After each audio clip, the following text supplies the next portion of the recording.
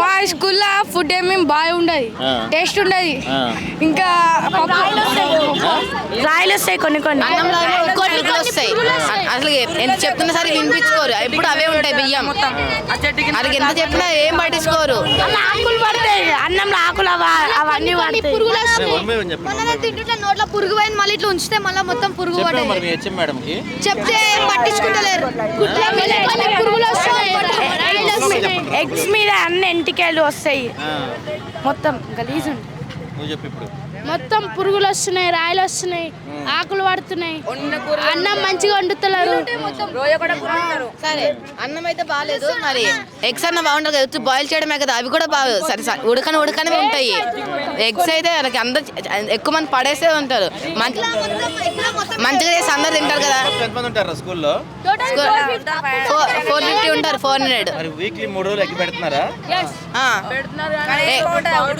అన్నం బాగుంటే ఎవరు పడేయరు కదా, అంతమంది పడేస్తున్నారు బాగడం వల్ల.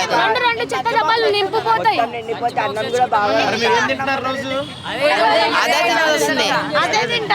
ఎక్కువ తెచ్చుకోవద్దు, ఇక్కడే తిన గవర్నమెంట్ ఫ్రీగా ఇస్తుంది కదా అంటున్నారు.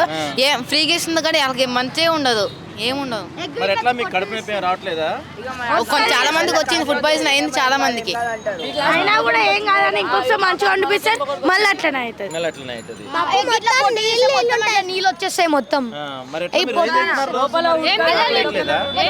చాలా మంది పడేస్తున్నారు. సాసేమో తినకపోతే కొడతారు. టిఫిన్ బాక్స్ ఎక్కువ తెచ్చుకోలేదు, కొంతమంది తెచ్చుకుంటారు. ఎక్కువ మంది తెచ్చుకుంటే కొడతారు, తిడతారు. లేకపోతే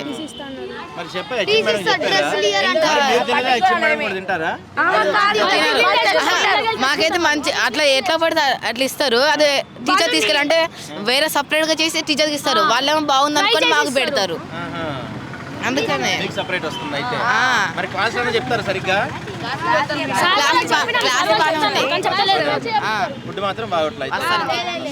కనీసం టాయిలెట్స్ కూడా మంచిగా ఉండవు. పొద్దున 10ంటికి జావ ఇస్తున్నారా? అది కూడా నీళ్ళు ఉంటది, మొత్తం ఇట్లా గడ్డలు ఉంటది మొత్తం. బనానా అప్పుడప్పుడు ఇస్తారు కానీ ఖరాబ్ అయినాయి.